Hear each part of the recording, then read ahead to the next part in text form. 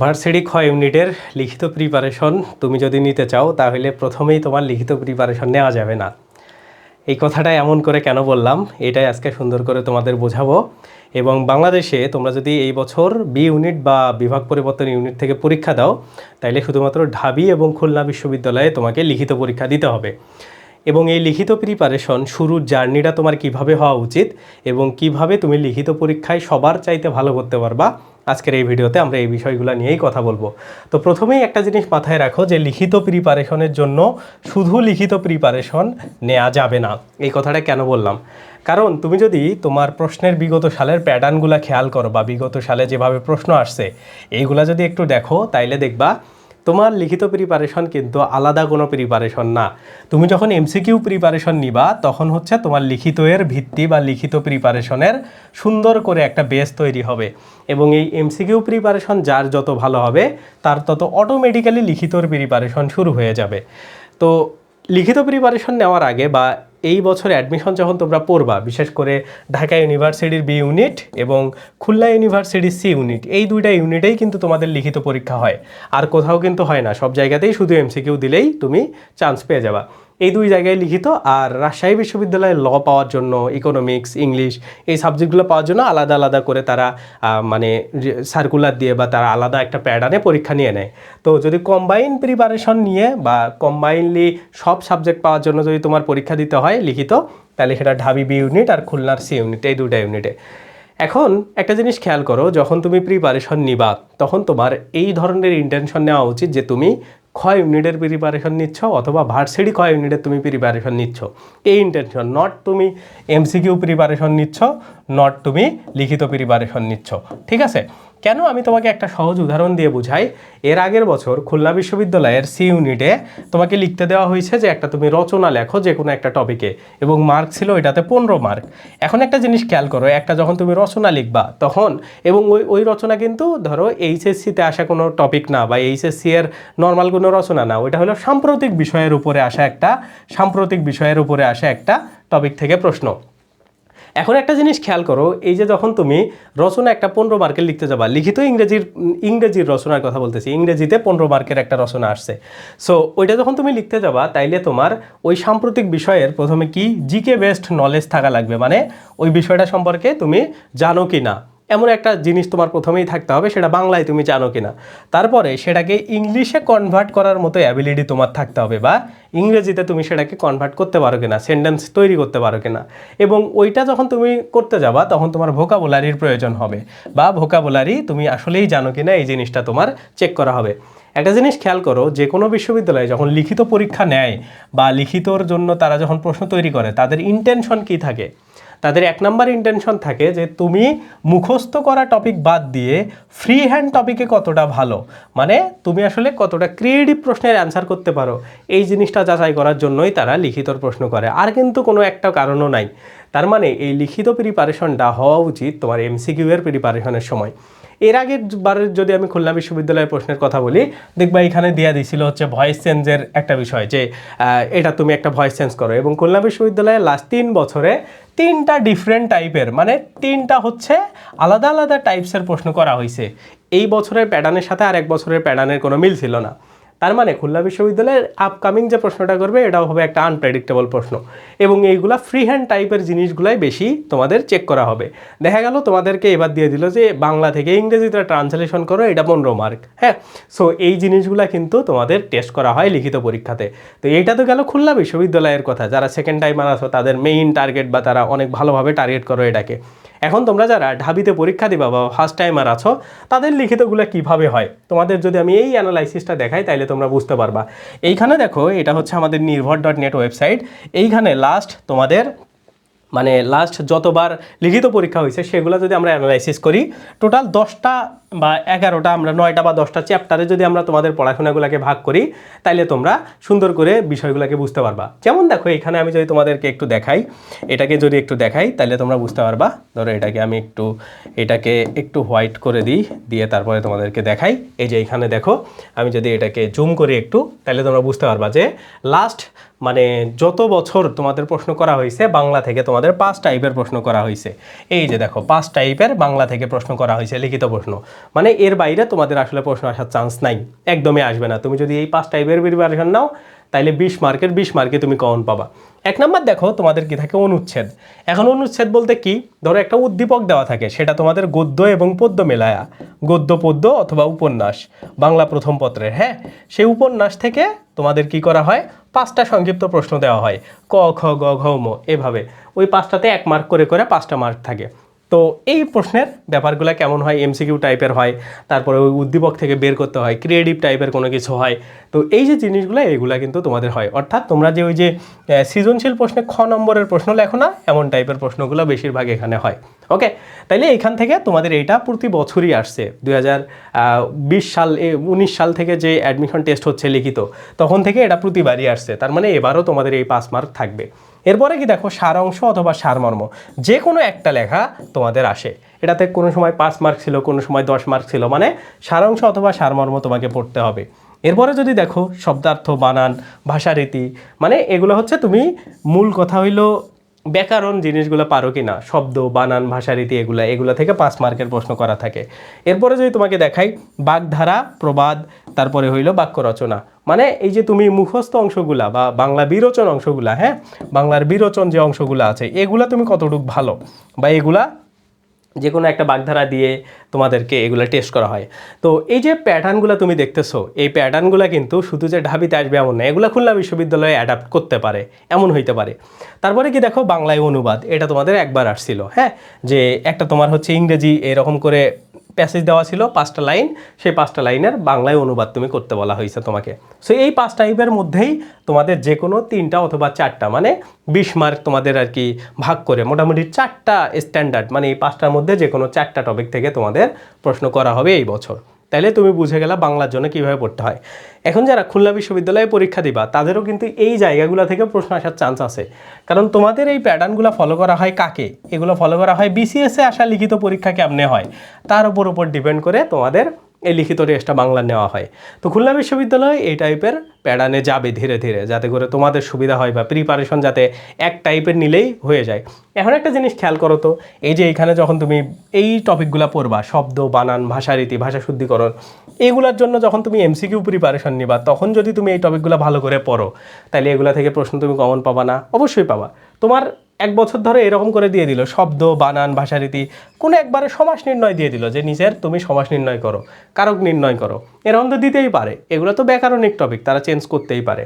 So তোমাকে এমনভাবে preparation নিতে হবে যে একটা প্রিপারেশনই তোমার 2টা প্রিপারেশন।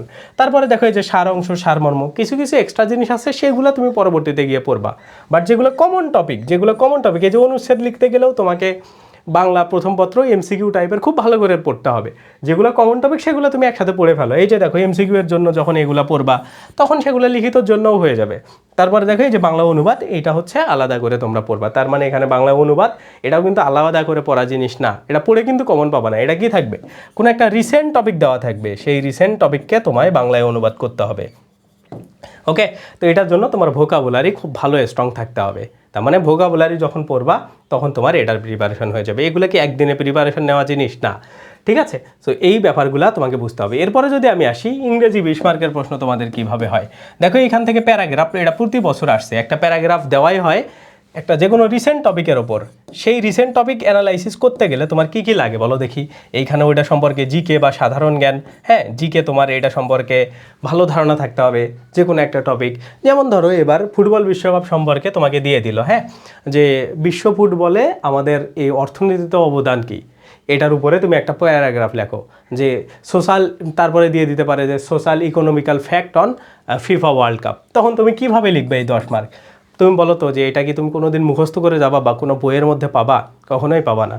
সেই জিনিসগুলা তোমার সাধারণ জ্ঞান যখন তুমি সাম্প্রতিক পড়বা, বিশ্বকাপের ব্যাপারগুলা, বিশ্বকাপে কী লাভ হইতেছে, বিশ্বকাপটা আসলে বা মানে কত মানে কি থাকে, মানে প্রতিটা গ্যালারিতে বা ফাইনালে কতজন লোকজন ছিল, এগুলার তুমি অ্যাপ্রক্সিমেট হিসাব করে তুমি একটা ক্রিয়েটিভ লেখা লিখে দিতে পারবা, ঠিক আছে? সেই যে বিষয়গুলো, এগুলা কিন্তু সাম্প্রতিক বেস্ট বা এই টাইপের প্রশ্নগুলো হয়, এবং সেগুলোকে ইংলিশ ভার্সনে করতে গেলে তোমার অবশ্যই কী লাগবে, ভোকাবুলারি অনেক বেশি স্ট্রং থাকতে হবে। তার মানে একটা প্যারাগ্রাফে এই জন্যই 10 মার্ক দেওয়া হয়, 50% মার্ক, মানে ইংরেজির ফুল মার্কের অর্ধেক মার্কই তোমাদের এই প্যারাগ্রাফে থাকে।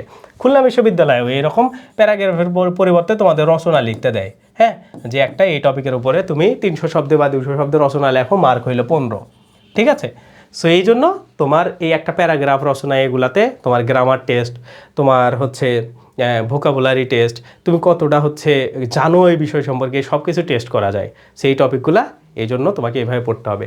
এরপরে দেখো প্রভাব, এটা মানে প্রবাদ থেকে আসছিল, 5টা প্রবাদ বাক্য। হ্যাঁ, কোনটা কি ইংরেজির এক সময় আসছিল, এটা বারবার আসে না, তারপরেও তোমাকে পড়তে হবে। তারপরে কি দেখো সেন্টেন্স মেকিং, মানে 5টা ওয়ার্ড দেওয়া থাকে ইংরেজির, ওই 5টা ওয়ার্ড থেকে 5টা কি তৈরি করতে হয়, 5টা হইলো সেন্টেন্স তৈরি করতে হয়, 5টা বাক্য তৈরি করতে হয়। সেই জন্য এই জিনিসটা খুবই ভালো করে, এটা কিন্তু প্রতি বছরই আসছে, এটাতে 5 মার্ক থাকে। তারপরে দেখো এই যে গ্রামার টেস্ট, গ্রামার টেস্ট মানে কি, যে কোনো টপিক গ্রামারের, এই যে ভয়েস, ন্যারেশন, সেন্টেন্স, মানে নাউন, যে কোনো টপিক থাকতে পারে, সেইগুলা থেকে তোমাকে চেঞ্জ করতে দিতে পারে। যে যেমন একটা সেন্টেন্স দিয়ে বললে এটার প্যাসিভ ভয়েস কী হবে, তারপরে এটার ন্যারেশন ডিরেক্ট আছে, ইনডিরেক্ট, এটার কী হবে। সো এই যে জিনিসগুলো এগুলো কিন্তু আসে। তাহলে দেখো এই যে গ্রামার টেস্ট বলো, সেন্টেন্স মেকিং বলো, এই যে প্যারাগ্রাফ রাইটিং বলো, এগুলার কি আলাদা প্রিপারেশন তুমি নিয়ে কোনো দিন ভালো করতে পারবা না? এগুলোর জন্য এমসিকিউ যখন তুমি পড়বা তখন তোমার ভালো করার একটা চান্স আছে। সেই জন্য এই সেন্সটা মাথায় রেখে লিখিত প্রিপারেশন নেওয়া উচিত। লিখিতর জন্য মনে রাখবা কোনো স্পেসিফিক সিলেবাস নেই, বাট এই যে ঢাবি, এখানের হচ্ছে 4টা আর বাংলার হচ্ছে 5টা, এই টোটাল 9টা টাইপের প্রিপারেশন থেকেই, মানে এই টপিক থেকেই ঢাবি প্রশ্ন করে। বাট খুলনা বিশ্ববিদ্যালয়ে আনপ্রেডিক্টেবল, লাস্ট 3 বছরে 3 টাইপের প্রশ্ন করা হয়েছে। আমি যদি আমাদের ওয়েবসাইট থেকে তোমাদেরকে দেখাই, এই যে এইখান থেকে আমি যদি বিগত সালের প্রশ্ন দেখাই তোমাকে, তাইলে তুমি বুঝতে পারবা।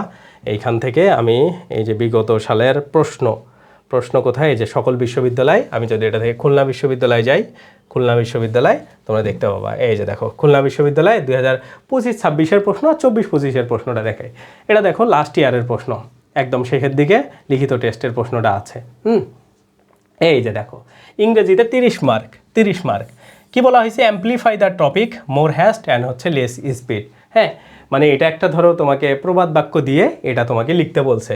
এটাতে কত মার্ক দিছে, 15 মার্ক দিছে মোটামুটি। হ্যাঁ, মানে মোটামুটি রচনা মানে লেখার মতো একটা জিনিস। ওকে, তুমি এইভাবে এটা লিখবা, এটা থেকে দেখবে। তারপরে একটা কি দেখো, আরেকটা টপিক দিছে, দ্য কনসেপ্ট অফ হচ্ছে কি অ্যাপারথাইড অ্যান্ড ইটস হচ্ছে কনসিকুয়েন্স অন হিউম্যান হিস্ট্রি, বর্ণ বৈষম্য সম্পর্কে তোমাকে লিখতে বলছে, 15 মার্ক। দেখছো, এটা হচ্ছে মানে একটা প্যারাগ্রাফ কম্পোজিশন টাইপের একটা জিনিস, বড় জিনিস। তাহলে বুঝতে পারলা কীভাবে প্রশ্নগুলো ওরা করে।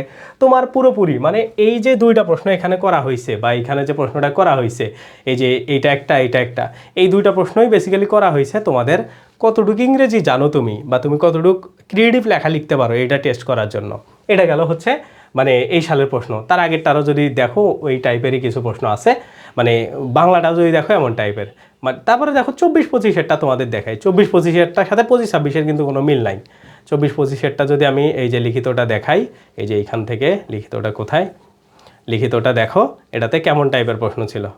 এটা হইলো এই যে এইখান থেকে লিখিত প্রশ্নগুলো আসবে। হ্যাঁ, এই যে এইখানে দেখো, এই যে 5 নম্বরে কি দিছিল, 5 নম্বরে একটা প্যারাগ্রাফ দিয়ে দিছিল, importance of having a dream in life, তোমার লাইফে ড্রিম থাকা কতটা গুরুত্বপূর্ণ। দেখো এই যে এগুলা মানে তোমার পুরো ক্রিয়েটিভ রাইটিং লেখা। তারপরে যদি আমি উপরের দিকে যাই, এই যে এইখানে দিছিল এই স্পেলিংটা কি হবে, ডিজেলের স্পেলিং লেখো। তারপরে এই যে পয়েন্ট অফ ভিউ, এটা ক্রিয়েটিভ রাইটিংয়ে কী বলা হয় পয়েন্ট অফ ভিউকে। এই যে এমন টাইপের সংক্ষিপ্ত প্রশ্ন ছিল। হ্যাঁ, ডিফারেন্স বিটুইন হচ্ছে পোয়েট্রি অ্যান্ড প্রোজের মধ্যে কী ডিফারেন্স। তারপরে এই যে ফ্ল্যাশব্যাক, এই জিনিসগুলো কখন ইউজ করা হয় এটা। তারপরে দেখো এই যে জুলাই গ্রাফিতির শিরোনামে একটি অনুচ্ছেদ লেখো। এখন জুলাই গ্রাফিতি তুমি বাংলায় জানো না, তাইলে কি লিখতে পারবা। সেই যে প্রশ্নগুলো দেখো।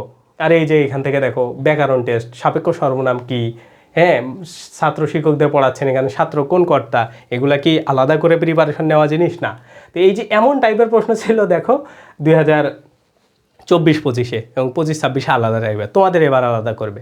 সো যখন লিখিত প্রিপারেশন নিবা তখন কোনোভাবেই যাতে করে তুমি আলাদা করে প্রিপারেশন না নাও। তো আমরা এই যে খুলনা বিশ্ববিদ্যালয় এবং ঢাকা বিশ্ববিদ্যালয়, বিশেষ করে প্রথমে আমরা ঢাকা বিশ্ববিদ্যালয় কেন্দ্রিক পড়াবো, কারণ ঢাকা বিশ্ববিদ্যালয়ের সিলেবাসে একটা আছে, ওইটা পড়াইতে গেলে খুলনা বিশ্ববিদ্যালয়ের অটো প্রিপারেশন হয়ে যাবে। আমার সাজেশন থাকবে তোমরা যারা লিখিত প্রিপারেশন নিবা ঢাবিতে যে প্যাটার্নে পড়া হয় ওইটাকে ফলো করবা, অটোমেটিক খুলনার জন্য তোমার হয়ে যাবে। হ্যাঁ, সো এই জন্য আমরা তোমাদের জন্য লিখিতর জন্য টোটাল 9টা ওয়ান শট ক্লাস নিব। প্রতিটা ক্লাস হচ্ছে 2 ঘন্টা করে, মোটামুটি 2 ঘন্টারও বেশি হয়ে যাবে।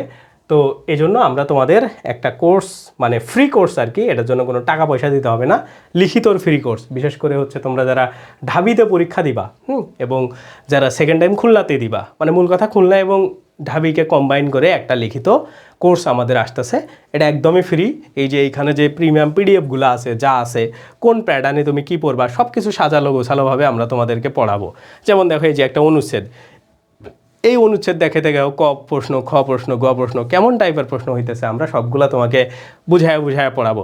তারপরে এরকম প্রত্যেকটা গল্প থেকে একটা করে অনুচ্ছেদ স্পেসিফিক করে সেখান থেকে প্রশ্নগুলো কিভাবে হয়। তারপরে হচ্ছে যে শব্দ, বানান, যা কিছু আছে, হ্যাঁ, অনুবাদ, সারাংশ, সারমর্ম কিভাবে লিখতে হয়, সব কিছু, এই যে প্যারাগ্রাফ কেমনে তুমি উন্নতি করবা, এই জিনিসগুলো নিয়ে টোটাল 9টা লেকচার আমরা তোমাদের নিব। তো ওইটার সাথে জয়েন হওয়ার জন্য আমাদের হোয়াটসঅ্যাপের একটা লিঙ্ক দেওয়া থাকবে হোয়াটসঅ্যাপ চ্যানেলের, ওইটাতে অবশ্যই তোমাকে জয়েন হইতে হবে, ওইটাতেই তুমি আপডেট পাবা। হ্যাঁ, ওইটাতে জয়েন না হইলে তুমি কখনোই, বা ওইটাকে ফলো না করলে, মানে ওইটা থেকেই তোমাদেরকে সবগুলা ক্লাস কখন হবে না হবে, এই পিডিএফগুলো কীভাবে অ্যাক্সেস পাবা, সব কিছু আমরা তোমাকে ওইটাতে জানাবো। তো অবশ্যই ওইটাতে তুমি যুক্ত হয়ে যাও। এই ভিডিওর কমেন্ট অথবা ডেসক্রিপশনে তুমি চেক দাও, তাইলে ওইটাতে যুক্ত হইতে পারবা। তো এটাই একদম ফুল ফ্রি এটা চলবে। তো মোটামুটি লিখিতর ক্লাসগুলো শুরু হবে যখন এইচএসসি পরীক্ষা শেষ হবে তখন। আপাতত তুমি যদি এইচএসসি ক্যান্ডিডেট হও তাইলে এটাতে জয়েন হও, আর যারা সেকেন্ড টাইম দিচ্ছ তারা তো মাস্ট জয়েন হবাই। আর জয়েন থাকলে আর জয়েন হওয়ার আর কি প্রয়োজন নাই, আমি এই ভিডিওর ডেসক্রিপশন কমেন্টে দিচ্ছি, চেক করে নাও। ভিডিওটা ভালো লাগলে অবশ্যই শেয়ার করবা, লাইক দেবা, আর যদি কোনো প্রশ্ন থাকে কমেন্ট করো। আল্লাহ হাফেজ।